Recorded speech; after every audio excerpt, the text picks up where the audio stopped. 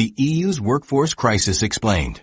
By 2050, the European Union will lose 57 million workers, equivalent to the entire populations of Spain and Portugal combined. This demographic time bomb is already ticking, with consequences unfolding today. Latvia faces a projected 35% workforce decline and Lithuania 33%.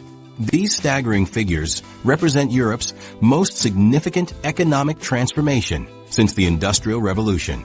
The continent stands at a pivotal moment where population trends will fundamentally alter its economic landscape.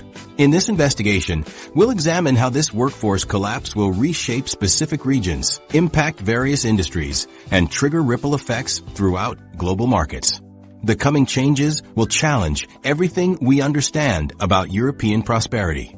The demographics behind the crisis. To understand the EU's workforce crisis, we need to look at the raw numbers. Currently, the European Union has approximately 264 million people of working age.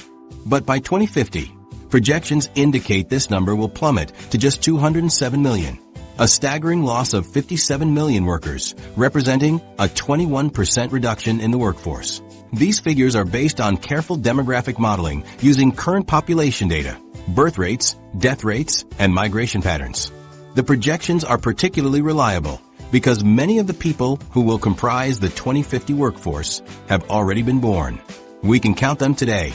The EU's fertility rate has fallen to critically low levels, just 1.46 children per woman as of 2022. Demographers consider 2.1 the replacement rate needed to maintain a stable population, meaning current rates are about 30% below what's necessary to prevent decline. Think of it like a bank account where withdrawals consistently exceed deposits. Eventually, the balance must fall. Birth rates across the EU have been declining for decades, with a 21% drop since 2002 alone. In practical terms, each new generation is significantly smaller than the one before it. When these smaller generations reach working age, they create a workforce gap that cannot be filled internally. Meanwhile, Europeans are living longer than ever before.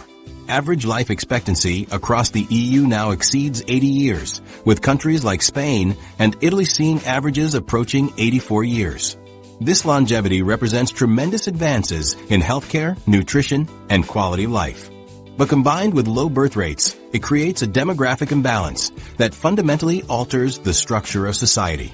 The traditional population pyramid, wide at the bottom with young people and narrowing toward the top with elderly citizens, is inverting. Imagine a spinning top that's flipping over. What was once stable becomes increasingly precarious. By 2050, many EU countries will have population structures that look more like cylinders or even inverted pyramids, with more elderly citizens than young people.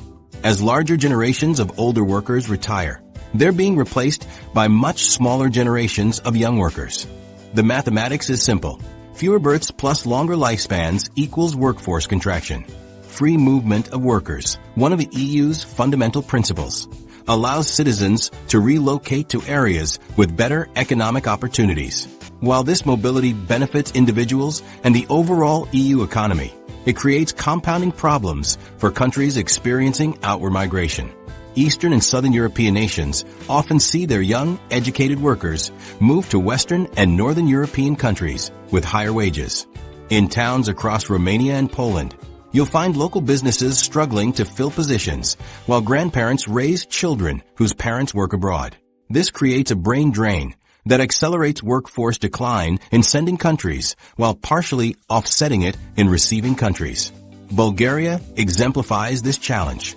Beyond its low birth rate, the country has experienced significant emigration since joining the EU in 2007. Many young Bulgarians have moved to Germany, France, or the Netherlands for better opportunities. This means Bulgaria faces both natural demographic decline from low birth rates and additional workforce reduction from emigration. Similar patterns appear across Central and Eastern Europe, creating regional disparities in workforce decline. While all EU countries will experience some level of workforce reduction, the impact will be far from uniform. Age distribution changes are particularly evident in the working age population, traditionally defined as ages 15 to 64.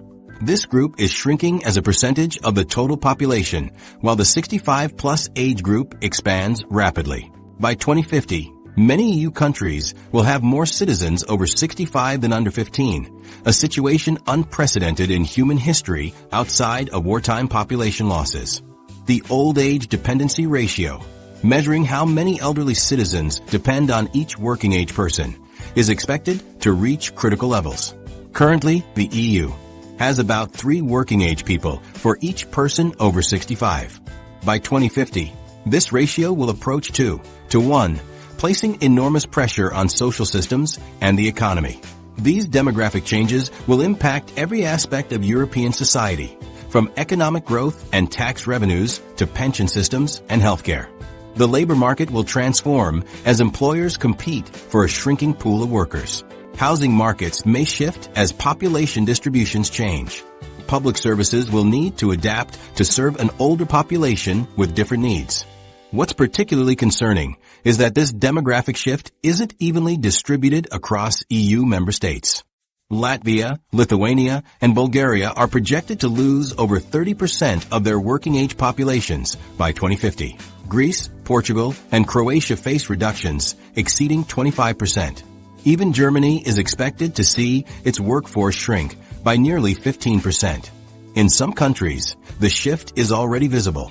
Visit small towns in Spain or Italy and you'll find closed schools, vacant homes, and cafes where elderly residents gather while young people are notably absent. Rural areas across Eastern and Southern Europe display abandoned schools, struggling businesses, and communities disproportionately populated by older residents. Young people have migrated either to urban centers or to other EU nations entirely, leaving behind aging communities struggling to maintain economic viability.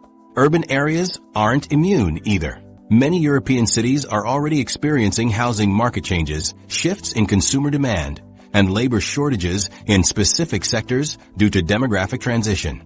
Healthcare facilities face increasing demand from an aging population, while struggling to recruit sufficient staff. Some might question whether immigration from outside the EU could offset this demographic decline.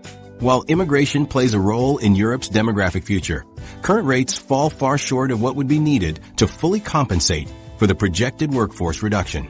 To completely offset the anticipated 57 million worker decline would require immigration levels significantly higher than what has historically been politically acceptable in most EU member states.